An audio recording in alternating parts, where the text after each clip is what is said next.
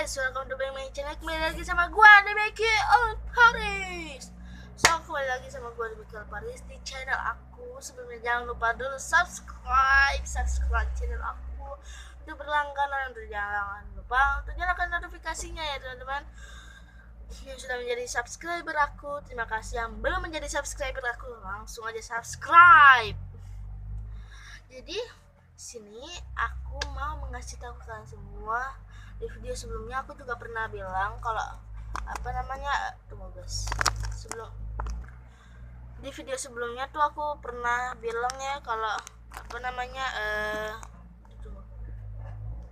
video sebelumnya aku juga pernah bilang kalau bilang apa ya, oh ya, mengapa almarhum tandaku meninggal. Jadi di sini aku mau menceritakan kenapa penyakit apakah dia ya. Jadi aku mau mengasih tahu ya, mau mengasih tahu kalian semua untuk, tapi sebelumnya jangan lupa dulu subscribe ya, biar aku semangat membuat videonya nih. Tapi aku buat video nggak ada yang menambah nih subscribernya, makanya subscribe dan bagiin video-videonya ya teman-teman. Good job. Kalian harus sebarin video-video aku atau linknya atau semuanya deh, kalian sebarin untuk menjadi subscriber sejati aku. Nanti aku akan mengasih tahu apa nama fans aku nantinya, tapi belum tahu nih karena belum banyak subscribernya, baru 28. Jadi subscribe dan like, komen. Kalian nggak pernah komen ya, komen di bawah apa mau kalian. Oke, jadi di sini aku mau mengasih tahu apa penyakitnya. Jadi almarhum tante aku itu penyakitnya adalah kanker ya, kanker payudara. Aku sama dia sebenarnya dekat, tapi kadang baikan kadang enggak. Yes, ya seperti biasa untuk sebagai menjadi tante ya kan, jadi ponakan. Jadi dia aku mau bilang ke kalian semua kalau dia sakit karena kanker. Dia pun meninggal di tanggal berapa ya, aku juga lupa, cuman bulannya itu bulan Maret teman-teman, pas di malam minggu. Coba deh kalian cek di tanggal kalian tuh bulan Maret, tapi di malam minggu tuh antara berapa aku juga lupa sih. Jadi tante aku sakit kanker sudah 5 tahun, karena dia sakitnya tuh tahun 2015 ya. Tahun 2015 dia sudah sakit, sudah diketahui hampir mau dibawa ke Malaysia, tapi ada salah satu orang tuh, tidak aku kasih tahu ya namanya karena aku mau bilang untuk terima kasih untuk sebelumnya karena sudah mengasih tahu infonya, yaitu Pak Bahar. Terima kasih untuk Pak Bahar yang sudah mengasih tahu atau menginfokan jangan ke Malaysia. Mungkin kalau almarhum tante aku bawa ke rumah sakit Malaysia, mungkin nggak selama 5 tahun ini. Jadi penyakit dia dibilang ada di sini ada berobat alternatif katanya. Di sini ada obat alternatif. Tunggu ya guys, obat alternatif namanya tuh Pak Ade kalau tak salah. Jadi di situ dibilang cobalah ke sana, siapa tahu cocok dan sehat kembali. Di situ tante aku, oh iya cobalah gitu. Itu subuh-subuh udah mau ke Malaysia ya teman-teman, subuh-subuh udah siapkan paspor semuanya. Ternyata dikasih tahu lah, cobalah di obat alternatif di sini. Jadi apa salahnya dong dicoba, dan dicoba selama 5 tahun. Itu penyakitnya 5 tahun, kenanya 5 bulan tahun 2015. Waktu dia sakit-sakitnya itu dia hamil dan mempunyai sebuah dia hamil lah gitu ya. Dia hamil dan menurut gua wah hebat, lagi sakit ini dia hamil. Ternyata kehamilan dia nggak gugur ya, kandungannya nggak gugur, cuman pas kelahiran anaknya itu pas kelahiran itu dia paru-parunya hitam dan dia sesak, dan berapa jam kemudian dia meninggal. Menurut aku itu sangat mukjizat banget, karena yang aku tahu, aku lihat di Google itu yang penyakit kanker payudara dia nggak pernah hamil. Dan menurut gua wow, ini amazing. Dan dia sebenarnya kalau aku ya, ini sangat-sangat bahagia banget lah untuk sementara ya. Cuman yang gue tahu kaget ya, gue bilang kaget karena kok bisa juga kan ya. Gue juga udah pernah lihat juga itu, tapi bukan di tahun itu, di tahun 2013 kalau tak salah lah, 13 atau 14 lah itulah. Jadi tahun 16 atau 17 tahun berapa sih, gue 15 lah, tahun 2015. Jadi pokoknya tahun itulah, gue juga lupa ya. Maksudnya dia anaknya meninggal, dan gue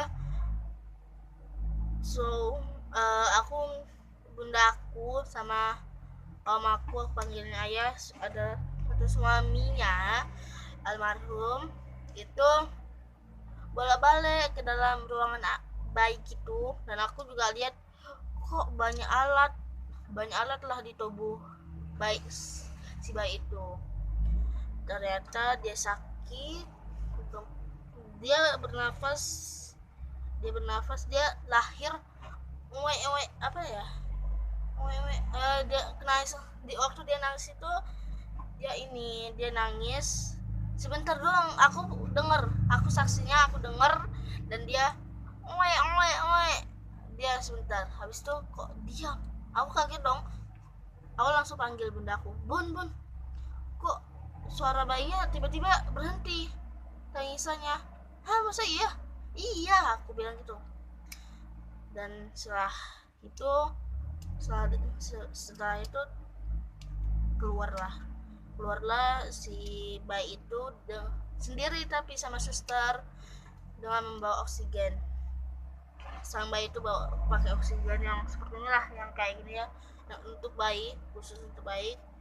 Aku kaget, ya Allah kok bisa. Jadi aku mendampingi lah, aku sama sepupu aku aku sama dia, aku temenin dia lah, ayo Pan, ayo Dek, ayo Pan, kita lihat yuk bayinya, comel sebenarnya, cuman ya nggak panjang umur aja.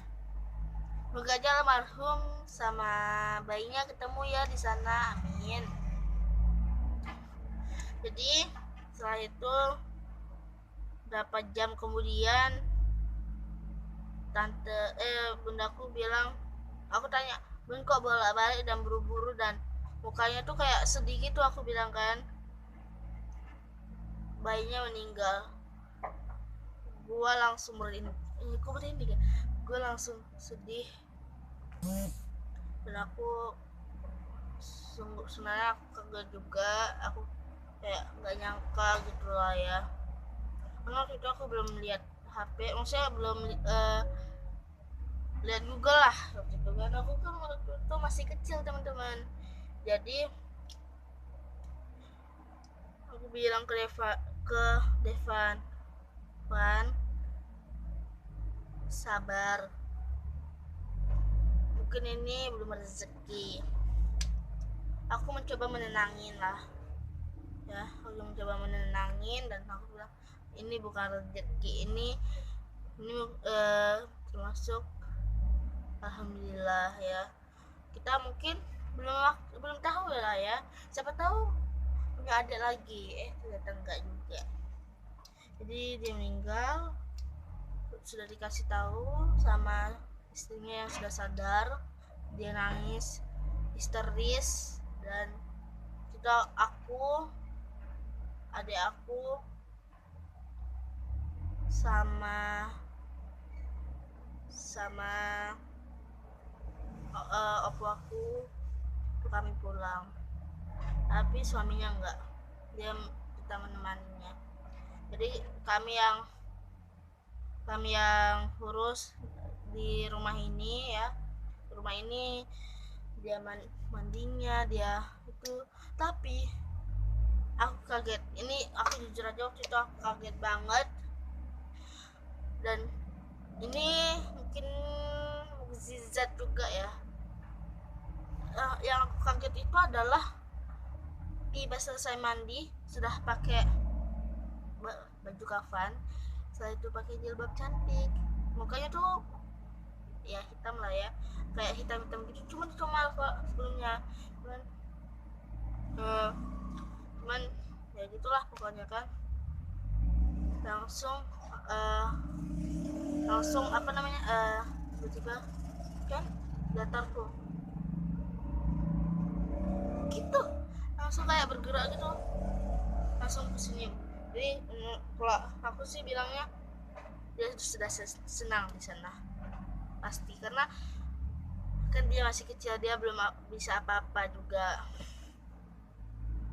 Dan setelah itu udahlah, dan aku udah berobat. Di situ waktu operasi itu dia ini loh teman-teman, kankernya kembali lagi. Sebelumnya udah mulai membaik lah gitu kan, tapi karena kena infus jadi berkembang lagi. Jadi yang kata yang obati tantaku, obat alternatif, dia bilang jangan kena infus, dan di situ kan operasi dan infus dan berkembang lagi. Tapi setelah berkembang dia ini teman-teman, dia apa namanya, dia ini teman-teman, ya sedang meninggal lagi. Setelah itu dia membaik, dia sampai tahun 2020. Jadi di tahun pergantian tahun dari 2019 ke 2020 kita langsung aja ya, karena sebelum itu ya nggak ada apa-apa gitu kan. Itu kata dia, yang dia bilang sebelum masuk rumah sakit itu, dia bilang tahun 2020 itu memang sudah apa ya namanya, sudah, yang aku ingat sih katanya udah merasa agak aneh, dia udah sesat, dia udah merasa aneh lah pokoknya katanya kan. Di bulan Maret dia bilang, aku lupa juga ya, bulan Maret dia udah mulai sesak banget ya. Dia udah bilang ada batu ginjal lah, inilah pokoknya banyak lah gitu kan. Jadi dia masukin status WA, story WA, aku bilang ya Allah kok bisa segitunya bun. Aku bilang bun, semoga aja cepat sembuh lah, nggak ada penyakit lain selain batu ginjal, dan semoga aja batu ginjalnya cepat hilang gitu kan. Jadi setelah itu dia sisa-sisa, dia bilang dia nggak punya uang. Dan aku bilang udah nggak usah pikirin uang gitu kan, katanya aku kakak bisa bantu, katanya kakak yang bayarin gitu, bantuin lah gitu kan, kurang lebih kayak gitu. Dia pergi, dia ronsen seluruh tubuh, kata dokter dia ada apa gitulah pokoknya kan. Dan aku juga nggak tahu sih ya, karena aku waktu itu di dalam sini, dia di luar, aku nggak terlalu dengar dan aku main HP. pokoknya adalah kayak gitu. Habis itu dia mulai sesak, dia bilang kalau kata dokternya kalau misalnya sesaknya nggak hilang-hilang baru ke rumah sakit lagi. Kata bundaku nggak usah, kalau memang sesak ke rumah sakit aja langsung. Jadi kata bundaku, tapi nggak ada BPJS ya kan. Jadi mami aku bilang, tante yang di Singapura bilang, nggak usah pikirin. Aduh, keterangan. Jadi kata tante aku nggak usah dipikirin karena itu masalah uang, BPJS dia kan nggak mati gitu kan, udah diurusin aja, aku yang tanggung, yang dari Singapura. Oke, nggak apa-apa. Sorenya kami sewa mobil dan bawalah ke rumah sakit. Kakek aku ikut, dan ada Bunda Unga itu tetangga ikut juga, dia yang sangat baik. Jadi dia bawa ke rumah sakit, kami di UGD, aku sih adalah ruang tunggunya, kami di ruang tunggu sampailah maghrib. Kami maghrib udah masuk ke dalam ruangan. Udah masuk dalam ruangan, kami makanlah dulu kan, kami lapar. Setelah kami makan, sudah pakai oksigen kayak gini ya, yang kayak gini, yang oksigen yang ini, dia mulai kok tambah sesak gitu kan, semakin lama semakin sesak. Jadi terpaksa ganti oksigen, maksudnya yang ganti yang kayak gini. Jadi bundaku langsung bilang, telepon tante aku yang Singapura untuk pulang ke Tanjung Pinang, untuk ayo pulang, ini mungkin sudah parah karena sudah pakai yang kayak gini, karena kalau udah pakai yang ini udah parah gitu kan, ayo pulang gitu, ayo pulang ke Tanjung Pinang. Setelah itu aku pulang, langsung aku pulang dari sekolah, aku pulang ganti baju langsung pergi ke rumah sakit. Dan di hari itu pun tante aku yang di Singapura pulang juga.